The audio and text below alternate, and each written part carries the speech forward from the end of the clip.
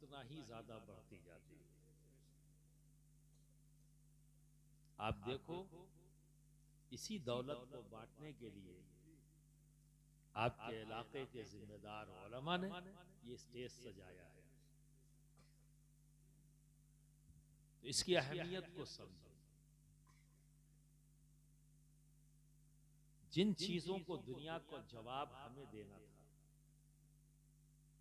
आज दूसरे उसका जवाब दे रहे हैं। आखिर क्यों? जबकि तमाम तर इल्म और हिकमत का सरमाया हमारे पास है, पर हमने क्या किया? उसके साथ बेहतरीन गिलाफ में उसे रखा, खूबसूरत बॉक्स बनाया और गिलाफ के साथ उस इल्म और हिकमत की किताब को उसमें रख दिया और फिर अपने घर में सबसे ऊंचे मुकाम पर रखकर शायद हमने ये समझा कि हमारी जिम्मेदारी फकत इतनी थी।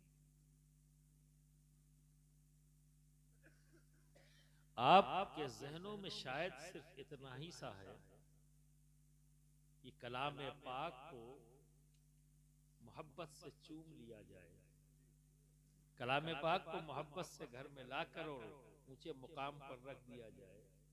शायद आपने कलाम पाक के ताल्लुक से यही सोच बनाई। दुनिया में कोई चीज भी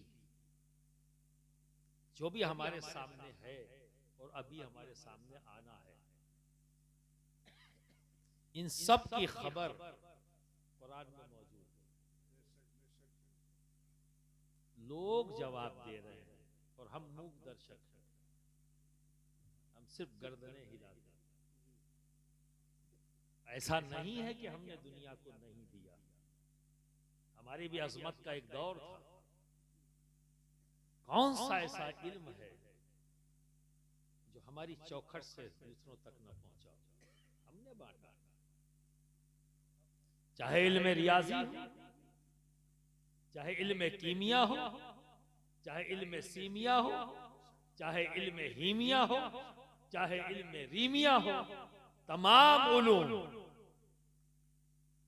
दुनिया के अंदर, चाहे फलकियात का हो, अगर इस दुनिया के लोगों को इन इल्म से रोशनाश अगर किसी ने कराया है तो हम साहिब ईमान लोग।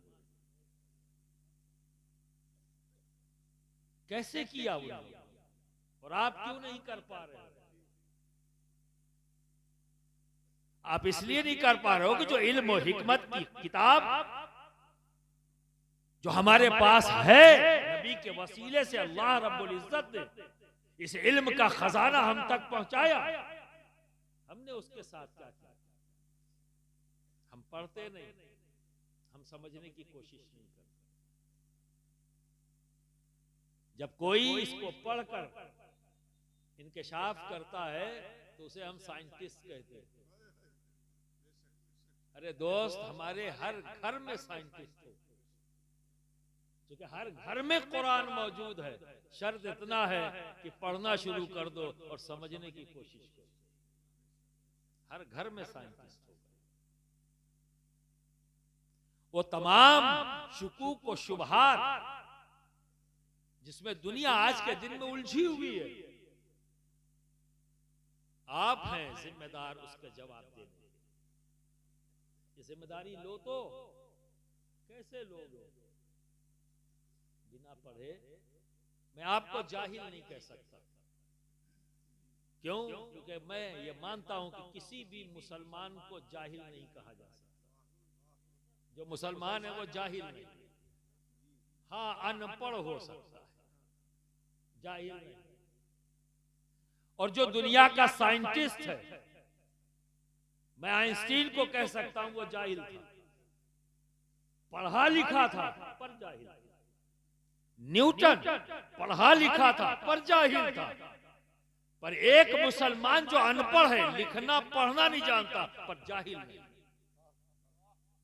उसे जाहिल नहीं कहा जा सकता। क्यों? आइंस्टीन हो, न्यूटन हो, दुनिया के बड़े से बड़े साइंटिस्ट, बड़े से बड़ा डॉक्टर, कोई भी हो, वो पढ़ा लिखा है पर जाहिल।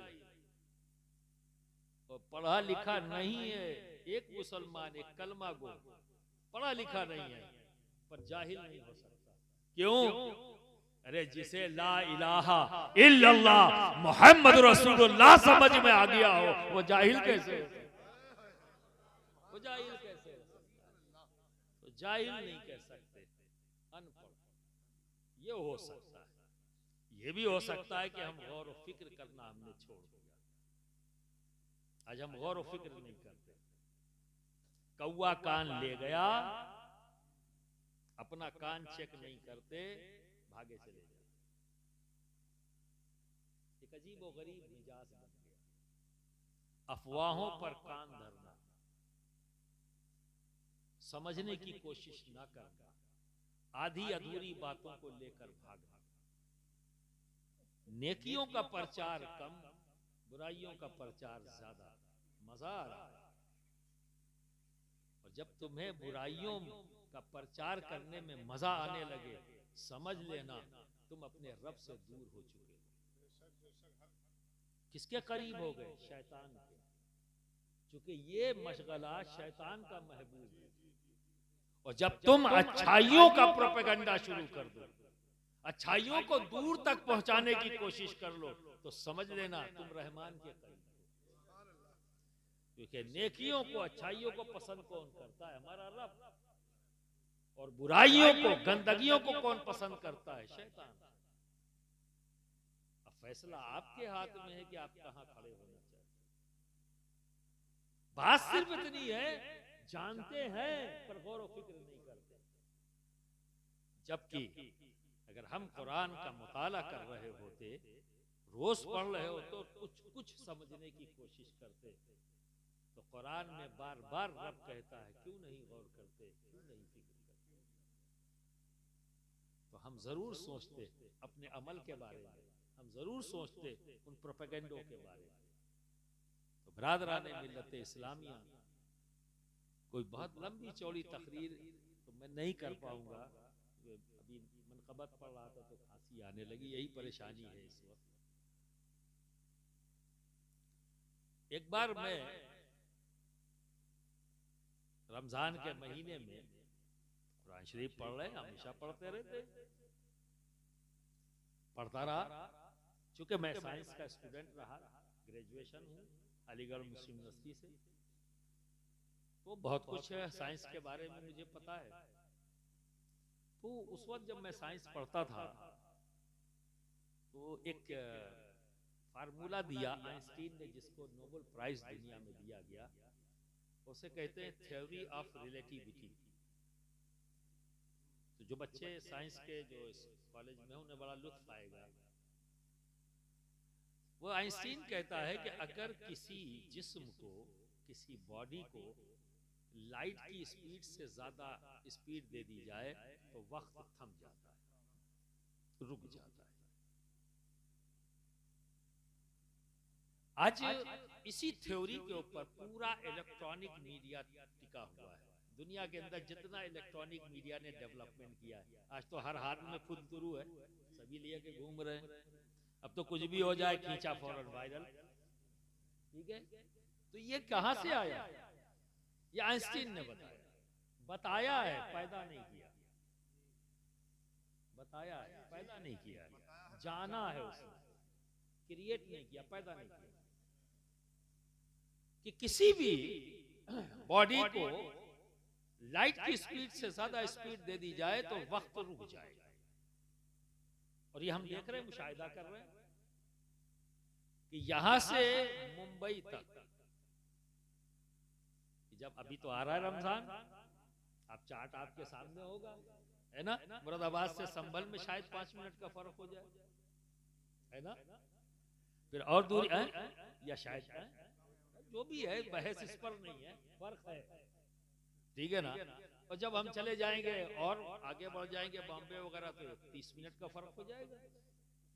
अब मैं समझाने के लिए आपको कहता हूं कि मान लीजिए बॉम्बे के अंदर फुटबॉल का मैच हो रहा है, या हमारे मुफ्ती साहब, मुफ्ती आजम संभल बॉम्बे में जो है चाहने वालों ने इनवाइट किया, सीरत कॉन्फ्रेंस हो रही है, वहां तकरीर कर रहे। तो जब आप माइक पे खड़े हुए, आपने खुतबा दिया, तो क्या 45 मिनट के बाद हमने सुना? जब लाइव कर रहे, जैसे अब अभी आप लोग लाइव कर रहे हैं, पता नहीं कहां कहां लोग देख रहे हैं, ठीक है। अब ये तो ऐसी चीज है कि मैं यहां रात में बैठा हूं, अगर ये अमेरिका में कोई खोल के बैठ गया हो तो वह तो दिन है। बोल मैं रात में रहा हूं, दिन में बैठे लोग देख रहे हैं, वक्त तो नहीं बदल गया, वक्त तो यही है। और मैं जो कुछ भी बोल रहा हूं वो फौरन सुन रहे हैं, और मेरे हाथ जो हिल रहा है, ऐसा नहीं कि 11 घंटे के बाद हिले, वो देखे। आप समझ रहे ना, फौरन वो देख रहे। अब मुफ्ती साहब वहां तकरीर कर रहे हैं, खुतबा दिया, तो आपने फौरन सुन लिया 45 मिनट बाद। तो सुना और देखा, कौन सुन रहा है और कौन देख रहा है? जो यहां मौजूद ही नहीं। कितना दूर है? 1400 किलोमीटर, ठीक है। अगर वो बंदा यहां आकर सुनना चाहे तो आज के मौजूदा दौर में जो तेजी से वो आ सकता है यहां तक, चूंकि मैंने सफर किया तो बता सकता हूं, फिर भी कितना भी जल्दी आएगा तो 6 घंटा लगेगा। पर कोई फर्क नहीं है, वो मुफ्ती साहब ही को देख रहा है, मुफ्ती साहब ही को सुन रहा है, अपने घर के सोफे पर बैठ कर। तो ये 6 घंटा कहां गया? फौरन। तो आइंस्टीन ने यही तो कहा था कि किसी भी बॉडी को, ठीक है, लाइट की स्पीड से ज्यादा स्पीड दे दी जाए, रफ्तार उसकी बढ़ा दी जाए, तो वक्त रुक जाता है, ठीक है। आप देखेंगे आवाज की स्पीड और इस लाइट की स्पीड में फर्क आपको नजर आता है। घरों में आप गौर फिक्र करोगे, दिखेगा। जब आप स्विच का बटन दबाते हो, बल्ब पहले जलता है, पिच की आवाज बाद में आती है ना, क्योंकि वो आवाज है, आवाज की स्पीड लाइट की स्पीड से कम है, इसलिए बल्ब जल्दी जलता है, दिखता है, और पिच की आवाज बाद में आती है, ठीक है। अब बॉम्बे तक मुफ्ती साहब को संबल से, वो मुफ्ती साहब हैं, शक्ल सूरत आवाज सब कुछ उन्हीं की है, पर एक शख्स बॉम्बे में बैठा हुआ अपने ड्राइंग रूम में सोफे पे बैठा हुआ देख रहा है, तो उस तक मुफ्ती साहब कैसे पहुंचे? कौन ले गया आपकी शक्ल सूरत को, आपकी आवाज को? कौन ले गया? हवा। यही तो मीडियम है ना, कि कोई तार तो लगा नहीं है, बीच में 1400 किलोमीटर का गैप, और कोई कनेक्टिविटी डायरेक्ट है ही नहीं। अगर कोई कनेक्टिविटी है तो वो क्या है? हवा। यहां से वहां, तो क्या समझ में आया? हवा के अंदर ये सलाहियत मौजूद है, इंसान की शक्ल और सूरत को महफूज कर लेना। सिर्फ यही सलाहियत नहीं, एक जगह से दूसरी जगह पहुंचा देना। यह सलाहियत हवा में मौजूद आवाज को सिर्फ महफूज ही करना नहीं, एक जगह से दूसरी जगह पहुंचा देना, यह हवा के अंदर सलाहियत मौजूद। यह आइंस्टीन ने नहीं पैदा किया, यह सलाहियत हवा को क्या आइंस्टीन ने दिया है? जब हवा रब ने बनाई, जब रब ने हवा को बनाया, तभी ये सलाहियत उसमें रख दी, सलाहियत रख दी थी। तो अब जरा सोचो, हजरत आदम से लेकर उनके उम्मती से शुरू करो। बात हजरत आदम की नहीं, क्योंकि हजरत आदम को तो रब ने तमाम अस्मा का इल्म दे दिया, तमाम अस्मा का इल्म दे दिया। मैं उम्मती की बात करूं, हजरत आदम के उम्मती से लेकर नबी के उम्मती तक, यानी आइंस्टीन से पहले तक कोई उम्मती ये न जान सका, ये नहीं जान सका। अब जो भी अरसा हो हजरत आदम से और हमारे दरमियान में जितना भी अरसा हो गया, 20,000 साल, 25,000 साल, जितने हजार साल है, अब जरा सोचो 25,000, अगर 25,000 का गैप है तो सिर्फ इतना समझने में कि अल्लाह रब्बुल इज्जत ने हवा को यह सलाहियत दी है, सिर्फ ठंडक का एहसास नहीं कराती, प्यार से वो सहलाना ही नहीं जानती, हमारी शक्ल सूरत और हमारी आवाज को एक जगह से दूसरी जगह पहुंचाने की भी सलाहियत रखती है। यह जानने में कितने साल लग गए? अगर गैप इतना है, जो भी हो, बहस इस पर नहीं है, तो गौर और फिक्र किया, जान लिया। तो कोई भी साइंटिस्ट हो, वो पैदा नहीं करता, जानता है। तभी तो रब कह रहा है अपने कलाम के जरिए हमसे बार बार कहता है, क्यों नहीं गौर करते, क्यों नहीं। अब आप देखिए इसी जगह पर मैंने वो जिस वाक़े को, क्योंकि ये तमहीद है उसको समझने के लिए मैं भी बैठा तलावत कर रहा था, और एक नहीं न जाने कितनी बार पढ़ा हज़रत उज़ैर अलैहिस्सलाम का वाक़या, न जाने कितनी बार पढ़ा, नहीं क्लिक किया,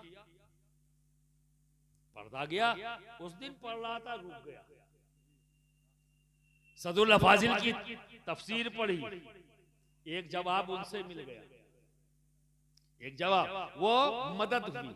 इसलिए कहा गया है उलमा की सोहबत इख्तियार करो, इसलिए कहा गया है कि उलमा की सोहबत इख्तियार करो। उसके लिए जरूरी नहीं है कि जब दो टांग पर तुम्हारे सामने आए तभी सोहबत मिलेगी, ऐसा नहीं है।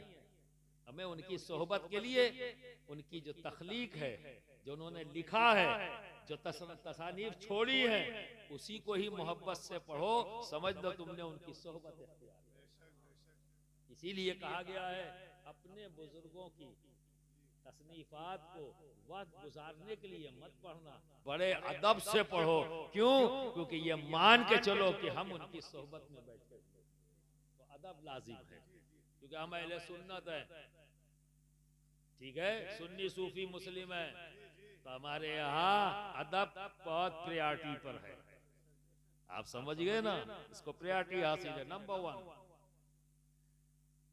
तो उसमें वाकया है कि हज़रत उज़ैर अलैहिस्सलाम गुजर रहे हैं, उन्होंने देखा ये कौम पर, पूरे उनकी कौम पर जो है अज़ाब नाजिल हुआ, सब तरफ पिंजर पड़े हुए हैं, लोग मर चुके।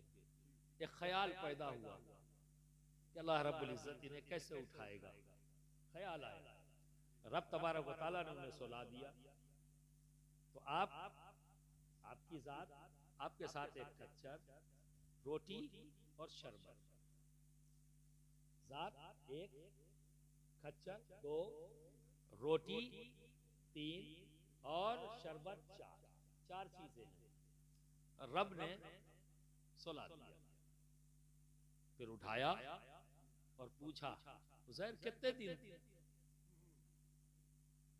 तो हज़रत उज़ैर अलैहिस्सलाम फरमाते हैं एक या उससे कम। क्यों? क्योंकि आपके सोने का और उठने के टाइम कमो बेश एक ही जैसा। तो अंदाजा लगाया, ये लोगों की समझ में आ रहा है जो पढ़ रहे हैं, ठीक है। सदरुल अफाजिल ने फरमाया, इसी से साबित किया है कि नबियों को इल्म गैब होता है, ठीक है ना।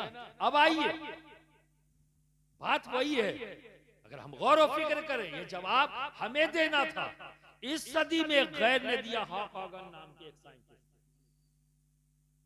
आज जाके दिया। वो ये कहता है आइंस्टीन की इस थ्योरी को रन आउट कर देता है। लेकिन देखिए कितनी वसअत है, वहां गाली गलौज नहीं हो रही, वहां पार्टी बंदी नहीं हो रही, पूरी एक